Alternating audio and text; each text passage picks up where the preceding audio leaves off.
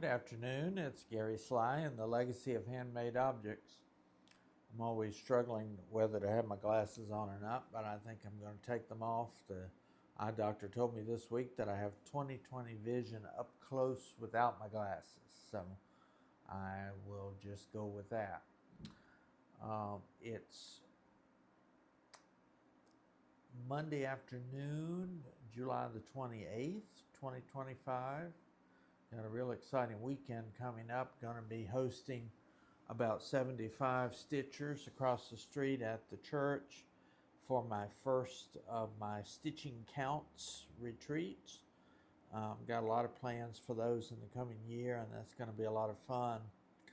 Also, some other things in the hopper for the fall. Got some Saturday morning markets going to be happening out here in the driveway.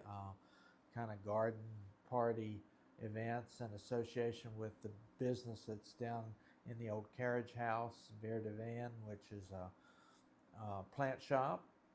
Also planning a really big Christmas market here on the property, probably on December the 14th, which is a Sunday afternoon or Sunday evening. So as it's very, very hot here in Florida today, I'm kind of beginning to think about what's going to happen when it cools off a little bit later on.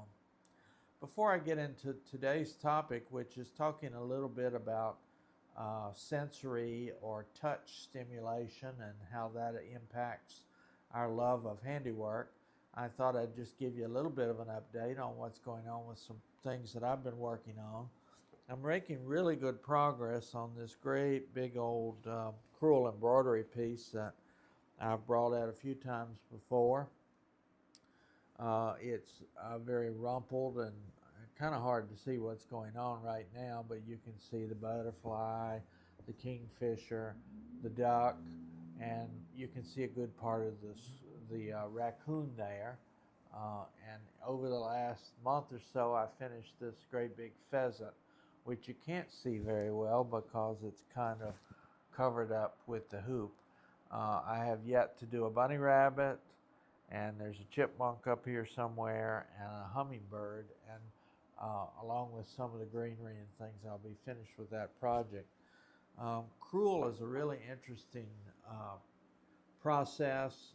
It's something that if you've never experienced, you might want to look it up and understand a little more about it. It really gets back to those basic embroidery skills like straight stitches and back stitching and chain stitching and French knots and all those kinds of things. So it's a lot of fun, and it's kind of retro for me because it was one of the first needlework crafts that I did. The other thing you can see back here on the table, my big old quilt with all the 50 states is here. I'm not going to pick it up necessarily, but I am down to the point where I'm quilting.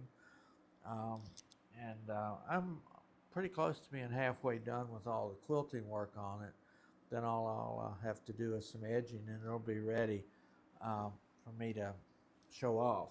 So I'm looking forward to that. It's always fun to begin to see the end of projects. This crewel piece, I'm starting to scope out frames now and starting to think a little bit about how I'm going to finish that. There's a lady over in Alabama who's anxiously awaiting it, and I want to get it done as quickly as I can and get it off to her. A general discussion, as I mentioned a minute ago, that I want to have today comes out of the book that I've already mentioned, Craft Psychology. I am loving it. I'm having a great time working my way through the concepts, and I'm back in the more scientific part of the book now towards the end, where she talks a lot about actual psychological principles and some of the things that are very helpful in doing handcrafts that help us to be healthier and stronger. I actually have been doing some reflecting on my own life, and I was thinking about some days when I was a young man, when I was single, when I was kind of trying to make my way through the business world, and was often quite alone and pretty frustrated and worried about life. I realize now that that was a time when I was intensely dependent upon crewel work and later cross stitch for my emotional well-being. Um, it really brought me out of some bad times. But what I want to focus on specifically today, the author of Craft Psychology spent some time talking about the value of doing handwork. Now keep in mind, I'm not just talking about stitching at this point. It could be woodcraft, it could be pottery, it could be cooking. There's a whole lot of different ways that handicraft can be expressed. But of course, my understanding of it comes from what I know about the passion that I have for stitching. And she has 9 specific things that she says are uh, quite evident that help us as we do handicrafts. They're functional, they're beautiful, they promote health, they promote our connections with other people, they help us to express ourselves, they'll help to preserve our culture, they help the world because usually we're using products that lead to a more sustainable lifestyle. And when we're done, there's usually a product that we can enjoy. The one I want to focus on is number 9, or number 8 in her numbering, and that is sensory stimulation. And I really hadn't thought about this much until she talked about it, but in conjunction with the visits that I had over the last couple of weeks with my friend B, who's a 98-year-old needle pointer, and in many discussions that I've had over the last few years as I've been here in the shop, talking especially with older folks, many times folks who are widowed and who live alone and who very much depend upon their handwork and their crafts in order to make them feel better. What she says is that as humans, we are geared to need human touch. And you've probably read stories about orphanages where children, infants were brought up in a situation where they didn't get a lot of human touch. Maybe the orphanage was understaffed, or it was a very poor situation, or whatever it was. But there's some well-documented situations where babies didn't get enough fondling and caring for and loving, and it really marked them and made it very difficult for them to be good functioning adults. So it is true, and biology and medicine have known this for a long time, that we need touch. We need human touch. And when we are alone for long periods of time and we don't have that, it can be quite distressing. It can really make our emotional and even our physical health suffer. And the interesting thing that this author talks about is that working with our hands and doing handcraft, though it's an imperfect substitute for that, is a way of us getting some of the sensory stimulation that we need in our lives. I used to laugh at the ladies in my weaving guild because they always talk about the weaver's handshake. The weaver's handshake is not a simple putting your hand in somebody else's and giving it a little shake like that. The weaver's handshake usually involves a hug, but also an attempt to check out what the other person has woven, to feel the fabric or whatever, and enjoy that aspect of weaving.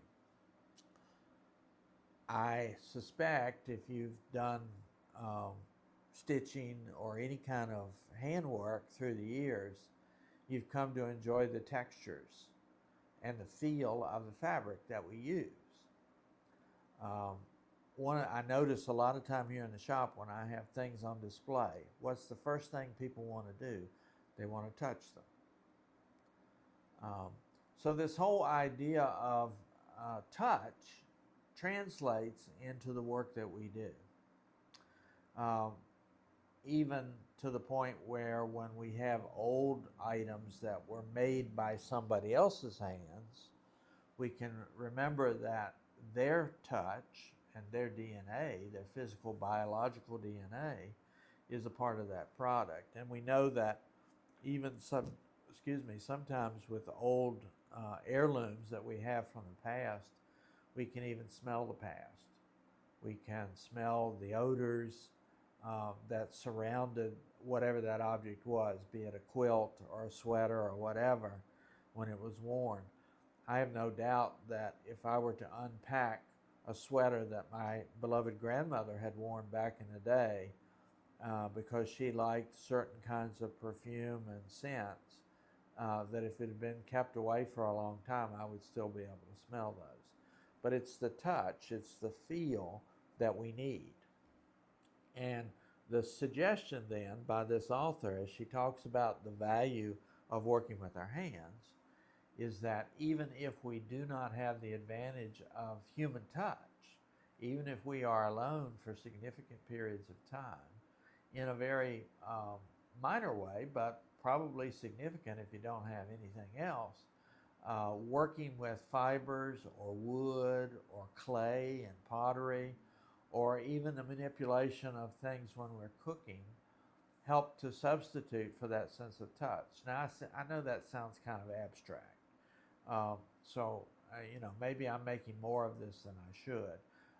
But I know that throughout my time working in the shop and having conversations with people and getting a sense of what they love about this stuff, that's one of the things I notice. Not only do people like to touch and feel and kind of stroke the fibers and get a sense of the softness, for instance, of something that's been knitted or crocheted. There's a real sense that we pick up information and we pick up comfort through that sense of touch. I think there are many, many people in a very busy culture around us who are very lonely. The counseling side of me says that when I open my shop and there are people come in here who perhaps have not had any human contact with anybody else the whole rest of their day, and I hear them talking and I hear them relating to me and the other people in the shop, I know that we need that kind of connectedness.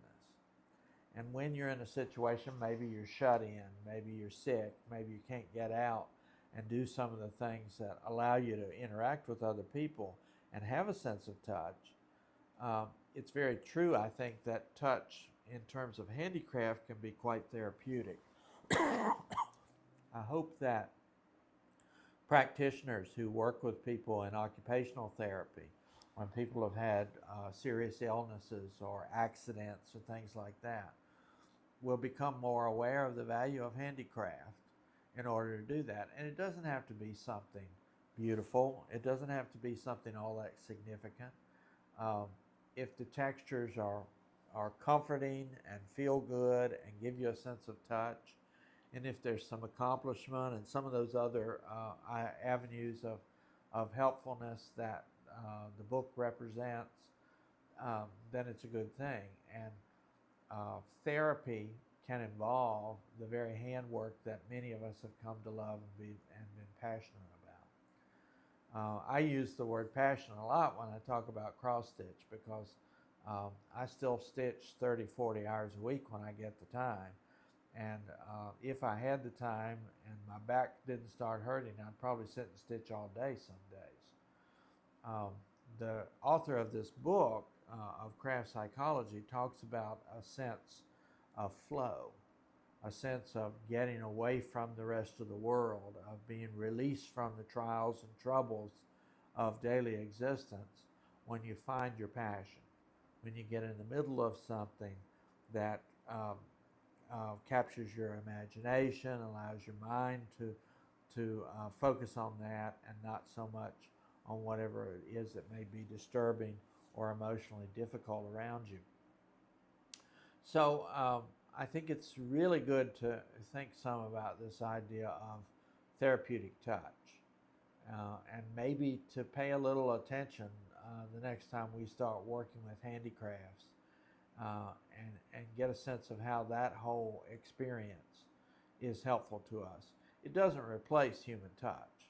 It doesn't replace somebody giving us a hug or the touch of a loved one. But sometimes we don't have that. Sometimes that's not available to us, or that person is gone, or we find ourselves in a situation where we're isolated. And isn't it wonderful to think that in some small way, handicraft, particularly for us, stitching, cross stitch and crewel work and all these things are a way to compensate for that in some way. Well, I know I've been kind of esoteric and abstract and all that today, but every once in a while I need to head off in that direction because that's some of the things that are important to me when it comes to this work.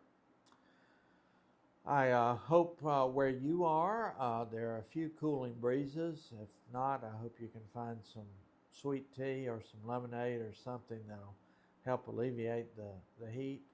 And we do know as we move through July and August that cooler temperatures are coming along. I'll be excited to share with you next week some of the highlights from my retreat.